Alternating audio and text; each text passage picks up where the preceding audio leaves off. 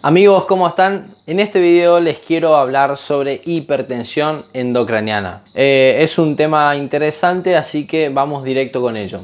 ¿De qué hablamos cuando hablamos de hipertensión endocraniana? Bueno, básicamente se trata de un síndrome clínico muy frecuente en lo que respecta a neurocirugía y que se caracteriza por el aumento de la presión dentro del cráneo.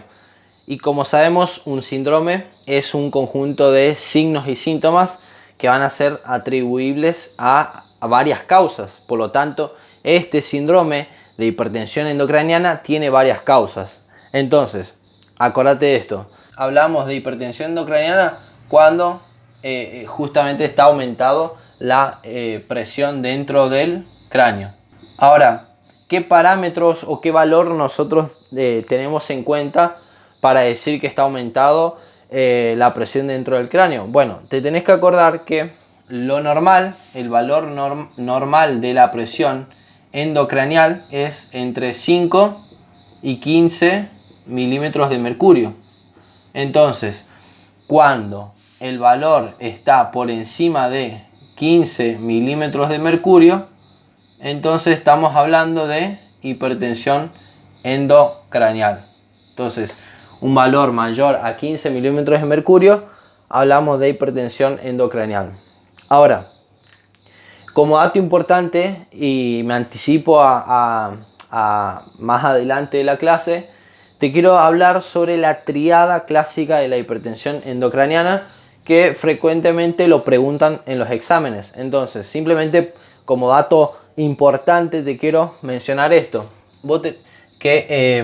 Te vas a acordar de la triada de la hipertensión endocranial porque te lo preguntan, y entonces tenés que saber que está conformada por una cefalea, por vómitos. Estos vómitos se caracterizan por ser vómitos en chorro, le dicen, vómitos también en escopeta, en escupitajo, o sea, vómitos bien pronunciados. Y también está conformado por edema de papila o papiledema. Bueno, ahora, para entender un poco más de qué se trata todo esto, te quiero hablar sobre la PIC. La famosa PIC. ¿Qué es la PIC? Es la presión dentro del cráneo, es la presión intracraneal. Ahora, la presión intracraneal va a depender básicamente, ¿qué es esto? O sea, el valor, acordate, la presión normal intracraneal es entre 5 y 15 milímetros de mercurio. Pero, ¿de qué va a depender la presión intracraneal? Bueno, básicamente va a depender de 3 volúmenes. Entonces, acordate, 3 volúmenes. Depende de 3 volúmenes. Primer volumen que va a determinar la presión intracraneal es el volumen cerebral. Segundo volumen que determina la presión intracraneal, el volumen del líquido cefalorraquídeo. Y después también el volumen del flujo sanguíneo. Entonces, estos 3 volúmenes van a determinar la presión dentro del cráneo. ¿Qué quiere decir esto? Que todos juntos van a dar una cierta presión que va a ser aquella. Si cualquiera de todos estos se modifica, también se va a modificar la presión intracraneal. Ahora, ¿cuánto es el volumen normal o promedio de cerebral? Bueno, acordate, 1500. 1500 es el volumen cerebral. ¿Cuánto es el volumen del flujo sanguíneo cerebral y el líquido cefalorraquídeo? Bueno, 150 ml y también acá 150 ml. Entonces, fácil. Todos llevan 15, nada más que volumen cerebral le agregas 2 ceros y a los otros un 0. 1500, 150 y 150. Estos 3 van a determinar el volumen intracraneal. Ahora, antes que pasemos a otros datos importantes, te quiero hablar sobre una teoría que seguro la escuchaste, que se llama la teoría de Monro-Kelly. ¿Qué me dice la teoría de Monro-Kelly? No sé si la escribí bien, pero bueno, básicamente te habla de que el volumen total debe permanecer constante. Te habla de que todos estos volúmenes, volumen cerebral, el del líquido cefalorraquídeo, del flujo sanguíneo cerebral, estos deben estar constantemente en homeostasis, deben estar en equilibrio, y que si cualquiera de estos se modifica, por ejemplo, si se modifica el volumen del cerebral, entonces se van a tener que modificar los otros volúmenes para mantener de esa forma en equilibrio. Entonces, si se eleva este, van a bajar los demás. ¿Para qué? Para que no se descompense, para que se mantenga en equilibrio el resultado final, que es el volumen la presión intracraneal. ¿Por qué? Porque si se altera la presión intracraneal, entonces tenemos más problemas. Ahora va a llegar un punto en el cual estos valores no se van a poder mantener constante, o no se va a poder mantener compensado, que el valor de la PIC va a aumentar de una forma muy rápida y muy pronunciada. Entonces, ¿qué es lo que sucede? Para ponerlo un poco más claro, al principio un aumento de volumen no eleva la PIC, no eleva. Al principio, fíjate que se mantiene constante la presión intracraneal.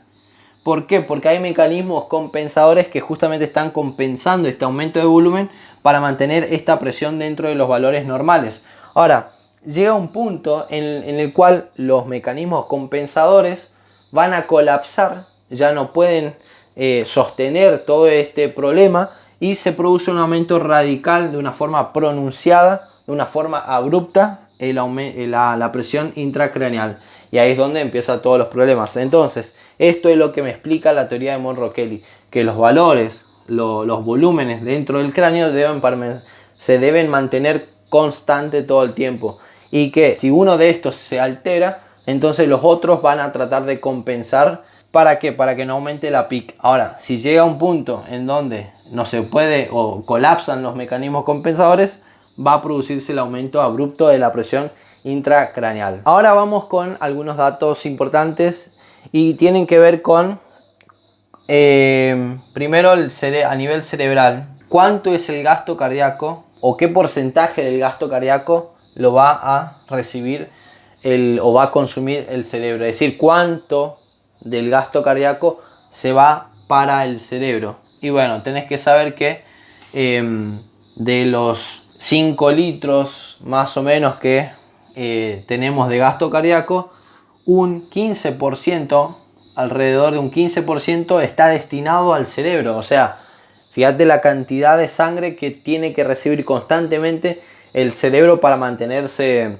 en vida. Otro dato importante es que consume un 20% de el oxígeno inspirado. Entonces, ¿cuánto es el gasto cardíaco que recibe el cerebro? 15% del total. ¿Cuánto es el porcentaje de oxígeno que va a recibir el cerebro? Un 20%. O sea, un 20% de lo que se inspira lo va a recibir el cerebro. Ahora, otra cosa, en cuanto al consumo energético, se va a gastar ¿en qué cosa? El 60% se gasta en la sinapsis, y el 40% de toda la energía, de todo el consumo energético, en el metabolismo basal.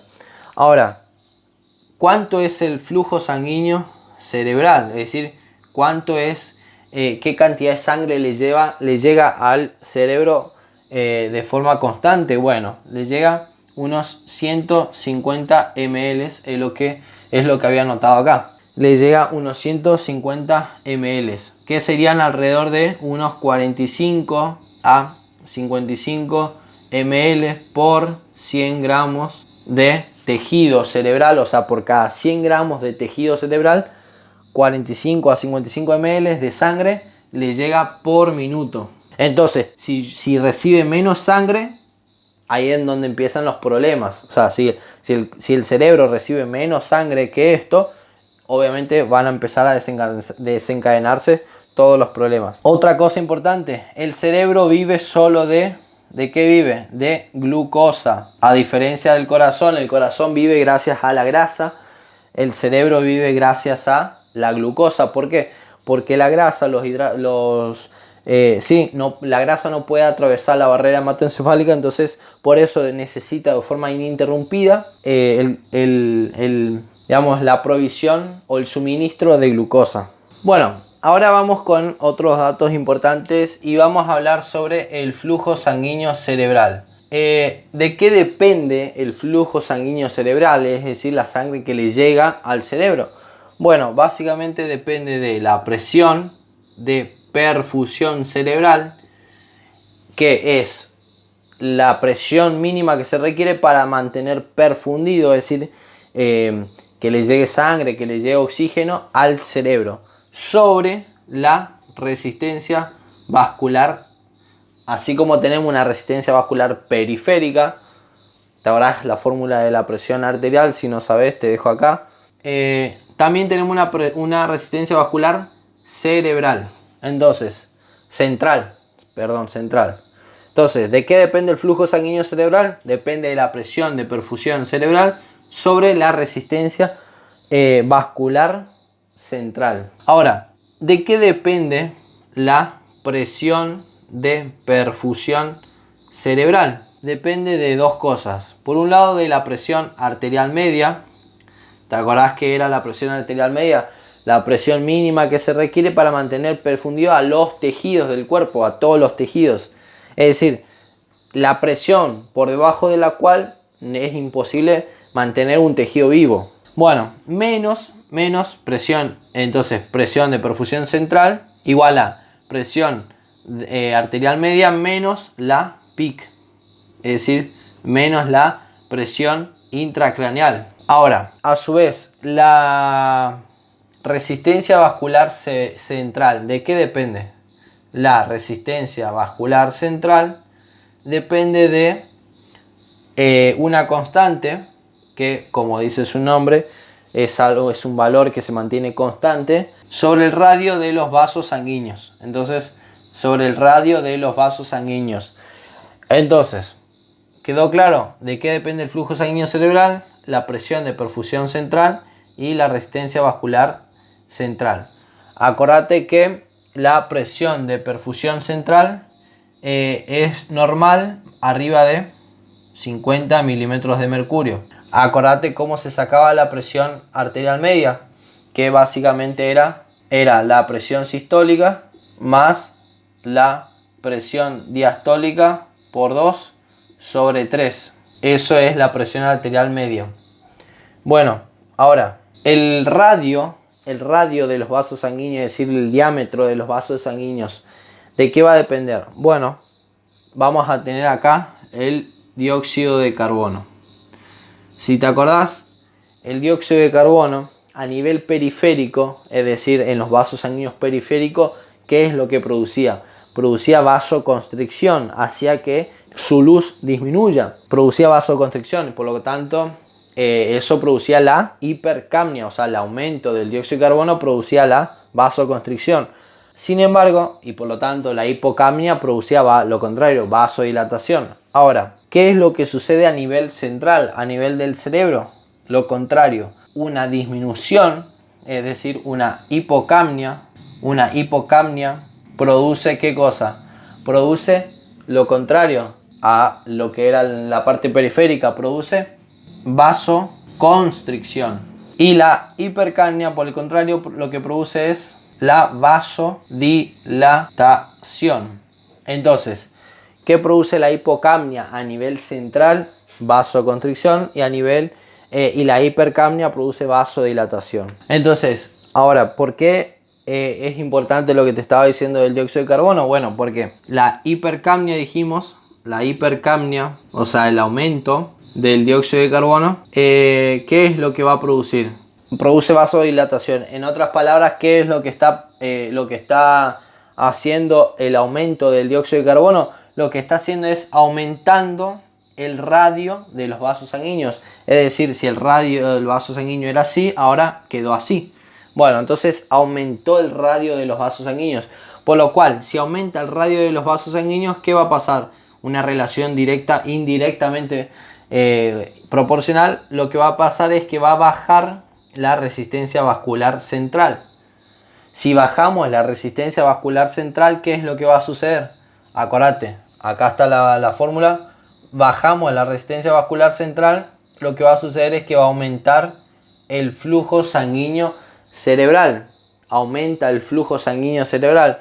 Y si aumenta el flujo sanguíneo cerebral, ¿qué es lo que va a pasar? ¿Te acordás la fórmula de la PIC? ¿De qué dependía la PIC? Del volumen cerebral, del volumen del líquido del flujo sanguíneo cerebral y del líquido cefalorraquídeo. Entonces, si aumentaba el flujo sanguíneo cerebral, lo que va a hacer es aumentar la PIC. Y si aumenta la PIC, o sea, la presión intracraneal, vamos a tener hipertensión endocraneal. Y ya vamos a ver qué es lo que produce. Pero en otras palabras, o sea, entre otras cosas, la triada de la hipertensión endocraneal. Ahora, por el contrario, ¿qué es lo que va a pasar si tenemos una hipocapnia? Es decir, una disminución del dióxido de carbono. Lo que vamos a tener es una vasodilatación. ¿Qué significa esto? Perdón, una vasoconstricción. Vasoconstricción, ¿qué significa esto? Que si el vaso estaba así, va a quedar así. El radio, lo que pasó acá es lo contrario. Disminuyó el radio del vaso sanguíneo. Si disminuyó el radio del vaso sanguíneo, aumenta la resistencia vascular central. Si aumenta la resistencia vascular central, ¿qué va a pasar? Va a bajar el flujo sanguíneo cerebral. Y si baja el flujo sanguíneo cerebral, también al principio, ya vamos a ver que en la hipertensión endocraneal al principio, como el paciente tiene aumentado la presión intracraneal, puede ayudar al principio. ¿Por qué? Porque si bajamos el flujo sanguíneo cerebral, va a bajar la PIC, pero luego puede ser contraproducente y va a generar también daño cerebral, va a producir edema cerebral, aumenta el volumen cerebral y por lo cual va a aumentar también el volumen, va a aumentar la presión intracraneal. Entonces, en definitiva y como resumen de todo esto, ¿qué es lo que yo te pretendo decir acá? Es que el manejo en general de la hipertensión endocraneal debe ser, el objetivo debe ser que el paciente esté en normocapnia.